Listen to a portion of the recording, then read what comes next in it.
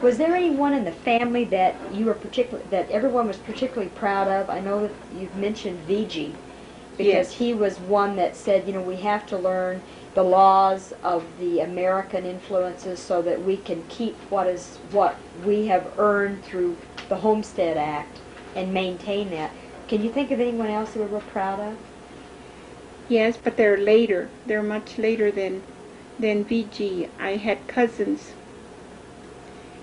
My Tio Candido, the one you see in the picture with my dad, he and my dad were real close because they kind of took care of each other, I guess.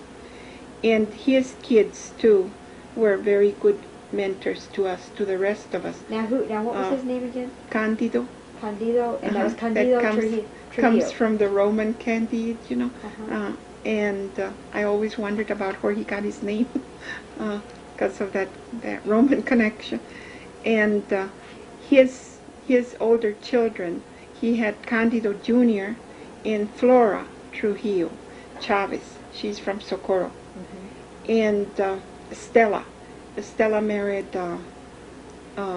Jesse Brasher, who incidentally is from Mississippi, far during the war. Uh-huh. And so they live in Moriarty. Mm-hmm. And they were to Victor and me, they were our mentors, kind of, because my uncle insisted that they go to school. Mm-hmm. And they learned English earlier than we did, and they were always teaching us. Mm-hmm. Then my mom had two brothers, both one was a brother-in-law, the other one was her brother, Miguel, Mike, and her brother-in-law was also Mike.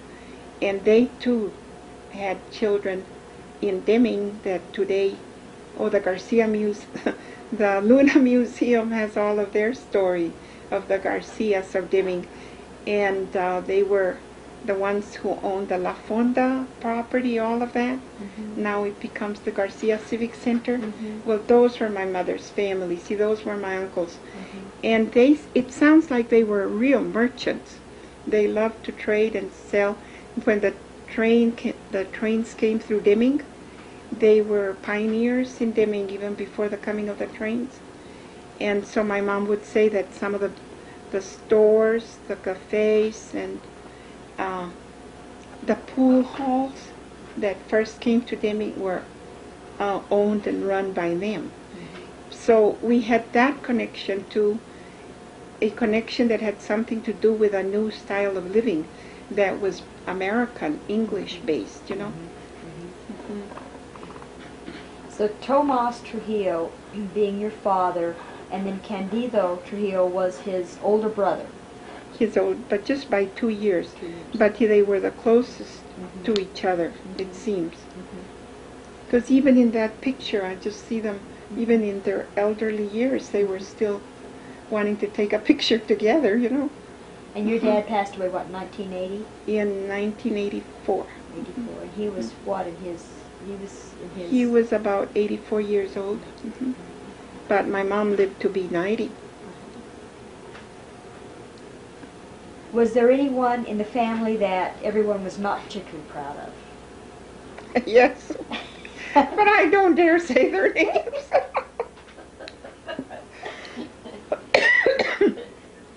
In fact, my grandma used to talk about some of her own sons and some of her nephews getting together, and she'd say they were outlaws, and they were, well, you just could not discipline them. They'd never be disciplined. And she said, and I don't know what's going to happen to them, you know, or what had happened to them. And she would talk about feuds in the family that were deep set, and it sounded as if though it was among first cousins, her children and her children's children fighting with the opposite clans, you know, cousins, which was very sad because everywhere there were just cousins. And that had to do you think it had to do with land issues? Some of it had to do with land issues, and some of it, she told me, had to do with girlfriends. Piddly stuff. Now, how are the Trujillos related to Elfego Baca? Well, my grandpa's mother was Juanarita Baca, and she was Elfego Trujillo's grandmother, Elfego Baca's grandmother. And we never knew that some of them had come down into this valley until I moved to Garfield, married Jim. And one day at the drugstore in Hatch, someone said, well, who is your family in Sierra County? There was this woman named Ann McGugan. And I said, she said, who's your family in Sierra County? Somebody said, you're from Monticello. I said, yes. And she said, well, who's your family? I said, well, I'm a Trujillo. My grandmother's Vidal Trujillo and my dad's Tomas. So she got on the phone and calls her mother and says, do you know Vidal Trujillo? This is who, I guess they had been talking about me. And it turned out that they were descendants of Elfego Baca. Do you remember any special stories your grandmother and grandfather told you? Most of the stories I didn't get to listen to my grandfather, but I listened to my grandmother, and they had to do with the Indians. But in Monticello, that's why they call it Apache country, because it belonged to the Apaches, and the Apaches think of the whole valley as sacred land. And I'm very glad that I learned this at an early age and to appreciate it, because they would tell me that they were real friends with the Apaches. When the Apaches came into the valley, they came with loaded mules and horses with dry jerky meat, and they would exchange it for corn, like corn on the cob, and honey, and dried fruit, and take it back, wherever they wanted to be. And that they would come to their festivities when there was a baptism or a wedding, or when someone died, they would come. And when my grandpa died, my grandma said that they got by word of mouth, word that in Mescalero, because that's where some of them had gone to by that time, they got word that he had died, and two of these young men walked clear to Monticello. And they said, well, we're going to the canyon, up to that temple base where they had the hieroglyphics, the writings. But they stopped to ask who was around that knew my grandpa, because they remembered him. And my dad would say that my grandma could still talk to them in the native dialect, Mm-hmm. So that was a very interesting story to me. Mm-hmm. What, also, I think at one time you said that Elfego Baca's grandmother that's connected to the Trujillos, she was beautiful in the whistling. She could whistle like a bird. Yes, that was Juanarita Baca. That was my grandpa's mother. And that when they came to Monticello, they were so scared of the Apaches that every house was built with a fort on a corner of the house, and yet a fortress on the outside. And they would sit her up on the tower when the Indians appeared, and she would do the calls and the whistles, and she could do them so well. She had learned them in Socorro County, up near San Marcial and near San Pedro, because that's where they were from. And they had dealt with the Indians, I guess, all their lives. So she knew how to do these calls and the whistling and everything. That they almost thought that the house was filled with Indians, and eventually they became their friends. This was one story too that I really loved, and she must have been a true character, kind of an outlaw in her own way. Because they said she could also ride a horse bareback and beat some of the men, on a race. Mm-hmm. I can just see that. And like you said, you were named after this Vidal Torres, and you've talked about that.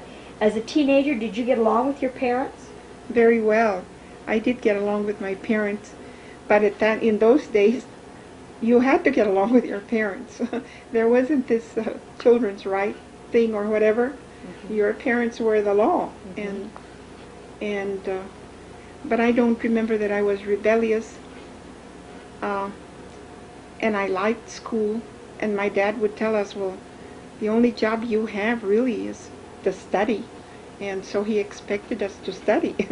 Tell me about the time, or tell us about the time that you played hooky and that your dad got on to you about that. Oh yeah, this was a very important thing going on in town. And we wanted to see what was going on. And so there was this girl who's still my friend. Her name is Concha, and I haven't seen her in a long time. And the other one is Mary Gavaldon, and her last name now is Austin. She lives in Albuquerque. And the other girl was Margarita Romero and Martha Montoya. Well, we had typing to do, but we pretended, you know, to have finished everything, and we took off so we could watch this that was going in the plaza, little realizing that school wasn't out and that we would be punished. But my dad wasn't in the crowd, so he didn't see us there. But very soon, like a day after, somebody said, "Oh, how come that Vidal and so-and-so were at this?" And it was school time. And I guess then the principal did talk to my dad. So they wouldn't say you can't do this for a time or that time. But my dad said that if there was another dance, then he had to think about whether Victor and I could go. But Victor hadn't played hooky. I was the one that had. About what year was that? Oh, gee, this was like 1933, something like that. And this was in Monticello? In Monticello. At the plaza there. Yes. How well I remember. Did your family pass down any superstitions about La Llorona or any of the... My dad, in Monticello, they didn't really talk about the Llorona. But my mom, having gone from Garfield, from this area, she was the one that was conscious of a story of La Llorona, that this woman had killed her children, so forever would go whistling and crying in the wind, and if you were naughty, you were in danger. And so we would listen, but only with half ear, because we weren't really brought up with this culture. Mm-hmm. She was the one that was brought up with the culture of La Llorona. Mm-hmm. And I remember some of the other stories that my grandma used to tell us about bluebirds and animal stories, but I don't remember the moral to them or what anymore. I was just too little. And those were superstition stories yes, as well? Superstitions. Mm-hmm. Uh-huh.